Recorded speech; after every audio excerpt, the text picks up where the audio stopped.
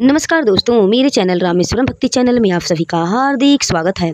दोस्तों, आप सभी को मेरी तरफ से भीमसेनी एकादशी निर्जला एकादशी 18 जून 2024 मंगलवार के दिन की ढेर सारी शुभकामनाएं। दोस्तों, इस बार साल की सबसे बड़ी एकादशी निर्जला एकादशी भीमसेनी एकादशी का व्रत उपवास कब करना है, किस दिन को करना है, व्रत का पारण का सही समय क्या है, ये तमाम तरह की बातें जो है कि निर्जला एकादशी से संबंधित आज हम इस वीडियो में जानेंगे।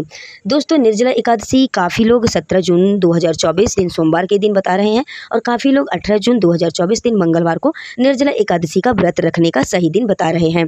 तो दोस्तों, कई पंचांग में 17 जून को भी दिया गया है कि निर्जला एकादशी का व्रत 17 जून को भी है और 18 जून को भी है। तो चलिए इसी कन्फ्यूजन को आज हम जानते हैं, दूर करते हैं कि आखिरकार में किस तारीख को निर्जला एकादशी भीमसेनी एकादशी के व्रत को धारण करना है। दोस्तों, ज्येष्ठ माह के शुक्ल पक्ष की एकादशी को निर्जला एकादशी के नाम से जाना जाता है। इस बार एकादशी तिथि का आरंभ 17 जून 2024 सोमवार की सुबह 4:44 से हो जाएगी और एकादशी तिथि का समापन 18 जून 2024 मंगलवार के दिन सुबह 6:05 पर एकादशी तिथि समाप्त हो जाएगी। अर्थात द्वादशी युक्त शुद्ध हरिवासर एकादशी का व्रत, शुद्ध निर्जला एकादशी का व्रत 18 जून 2024 दिन मंगलवार के दिन ही व्रत को धारण करना है। अर्थात निर्जला एकादशी के व्रत का पारण का सही समय रहेगा, यानी व्रत खोलने का जो सही समय होता है पारणा का, वो समय रहेगा आपका 19 जून 2024 बुधवार को सुबह 5:50 से लेकर के 7:29 तक रहेगा। इसी टाइम को ध्यान में रखते हुए इसी टाइम के अंदर में आपको व्रत को अपने खोलना है। निर्जला एकादशी के व्रत के अगले दिन अगर आपको कोई और व्रत करना है, किसी और व्रत का संकल्प लेना है, तो आप जो है कि निर्जला एकादशी का पारण फलाहार के साथ में करिएगा, जल और फल के साथ में अपने निर्जला एकादशी के पारण को करिएगा। उसके बाद से आप अपने अगले व्रत का संकल्प ले सकते हैं, अगले व्रत को धारण कर सकते हैं। लेकिन मैं तो ये कहना चाहूँगी कि अगर आप निर्जला एकादशी के बाद जो व्रत करते हैं अगले दिन वाला, वो व्रत आप छोड़ दें तो बेहतर आपकी सेहत के लिए अच्छा रहेगा। क्योंकि निर्जला अगर एकादशी का व्रत आप धारण करते हैं, उसके अगले दिन फिर व्रत का संकल्प लेकर के दूसरा व्रत आप करते हैं, तो आपके सेहत पर काफ़ी प्रभाव पड़ेगा। क्योंकि गर्मी का दिन, बहुत ज़्यादा गर्मी पड़ रही है, निर्जला एकादशी का व्रत करना है, उसके बाद से अगले दिन फिर व्रत धारण करेंगे तो तबीयत खराब होने की भी संभावना हो सकती है। तो इसको ध्यान में रखते हुए आप भगवान से क्षमा याचना करके अगले वाले दिन के व्रत को आप छोड़ सकते हैं, इसमें कोई संदेह की बात नहीं है। दोस्तों, एकादशी का व्रत रखना, भगवान श्री हरि विष्णु लक्ष्मी माता का पूजन करना, गीता जी का पाठ करना, तुलसी माता का दर्शन करना, तुलसी माता को घी का दीप प्रज्वलित करना और ब्राह्मण देवों की पूजा करना, उनको दान दक्षिणा प्रदान कराना और बड़े बुजुर्गों की सेवा करना, अर्थात गौ माता की सेवा करना, उन्हें हरा चारा खिलाना, अर्थात निर्जला एकादशी व्रत कथा को श्रवण करना, इन सभी कार्यों को, इन सभी विधि नियमों को एकादशी के व्रत के दिन हर एक जातक को, हर एक मनुष्य को धारण करना चाहिए। इन प्रवृत्ति को अपने अंदर धारण करना चाहिए।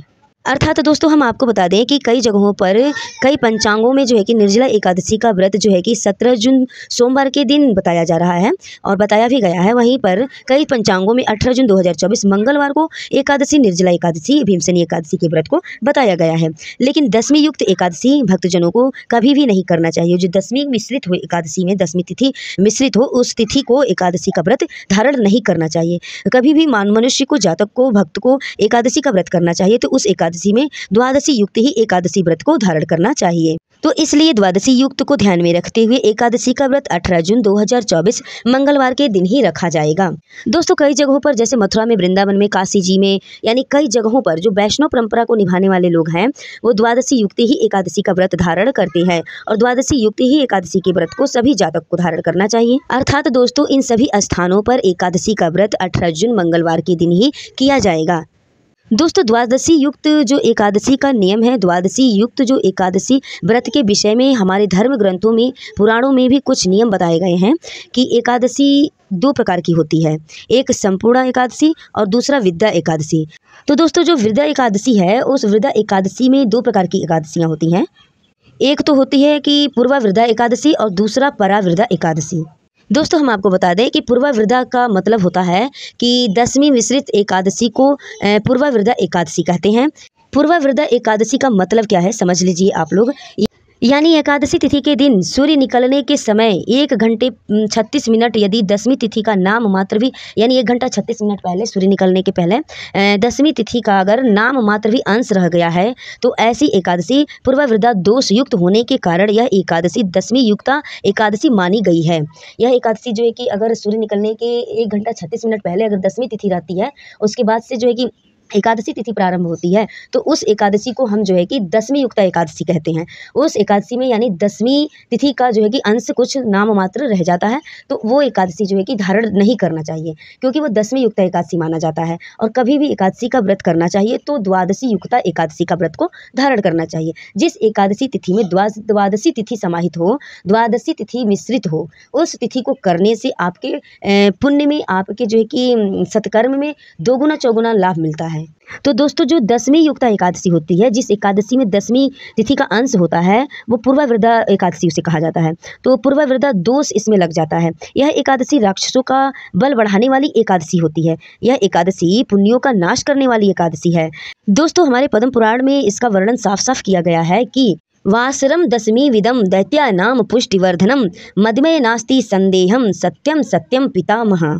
यह स्पष्ट लिखा हुआ है कि दसवीं युक्त एकादशी, जो दसवीं युक्त एकादशी होती है, वो राक्षसों का बल बढ़ाने वाली एकादशी होती है। इसमें किसी भी प्रकार का संदेह नहीं है। यह बिल्कुल साफ साफ स्पष्ट किया गया है पद्म पुराण में कि दसवीं युक्त जो एकादशी का व्रत इंसान करेगा, जो जातक करेगा, उससे राक्षसों के बल में बढ़ोतरी होगी। और वो इंसान जो दसवीं युक्त एकादशी का व्रत को धारण करेगा, उसके अंदर असुरी शक्ति प्रवृत्ति हो जाएगी। उसके अंदर जो है कि असुरी शक्ति की माया बढ़ने लगेगी। तो दोस्तों, ये तो हमने अभी सुना पूर्वावृद्धा एकादशी, और जो अब दूसरी जो हम बताने जा रहे हैं वो परावृद्धा एकादशी होती है।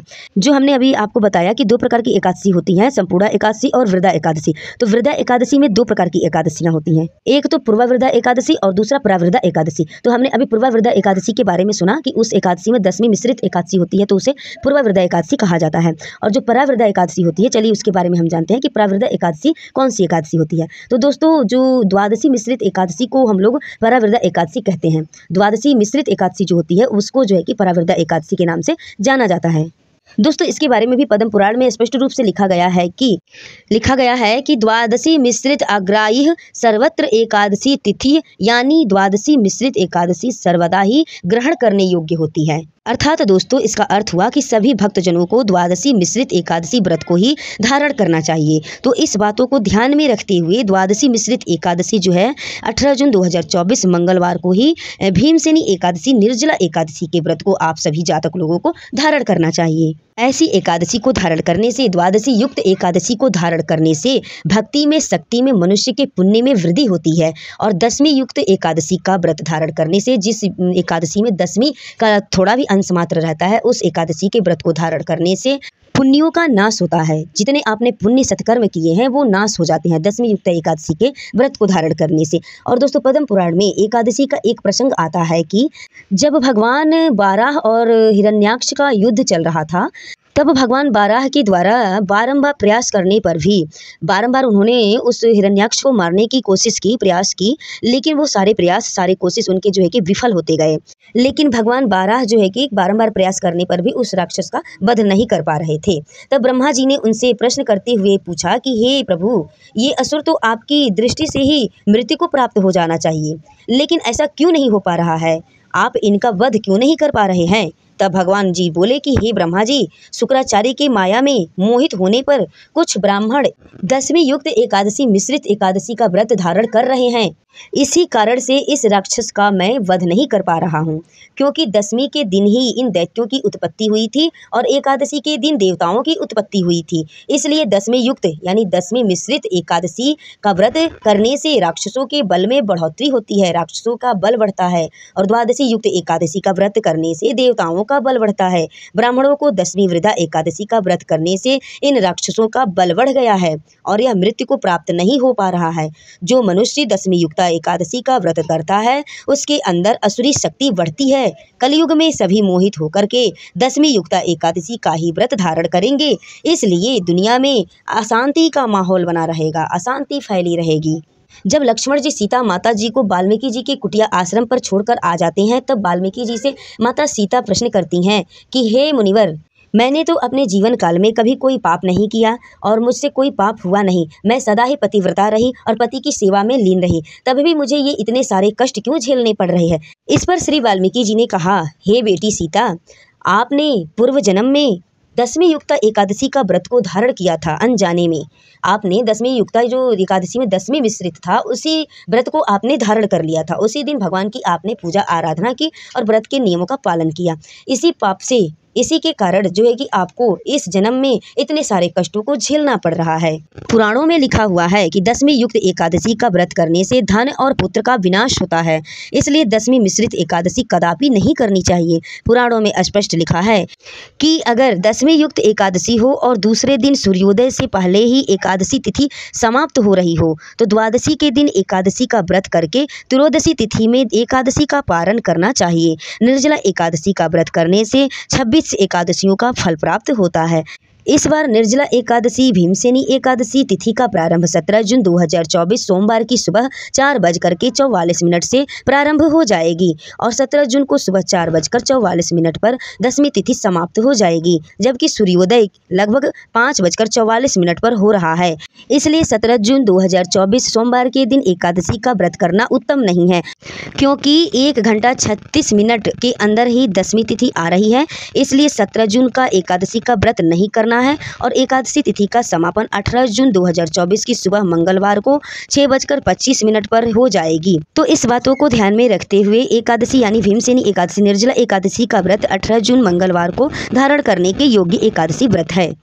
तो दोस्तों मैं उम्मीद करती हूँ कि आप सभी लोग समझ गए होंगे कि एकादशी का व्रत कैसे धारण करना है, किस तिथि को धारण करना है और दशमी युक्त एकादशी का व्रत करने से हमें किन किन चीज़ों की हानि होती है और किन किन चीज़ों का लाभ होता है। तो इन सभी बातों की जानकारी आपको मिल गई होगी। दोस्तों कभी भी आप एकादशी का व्रत करें तो उस एकादशी को अच्छे से पता करके उसके बाद से व्रत को धारण करें। इस निर्जला एकादशी भीमसेनी एकादशी की इतनी बड़ी महिमा है कि अगर आप एक एकादशी पूरे साल में करते हैं, सिर्फ निर्जला एकादशी का व्रत धारण करते हैं, तो आपको काफ़ी पुण्यों के फल की प्राप्ति मिलती है।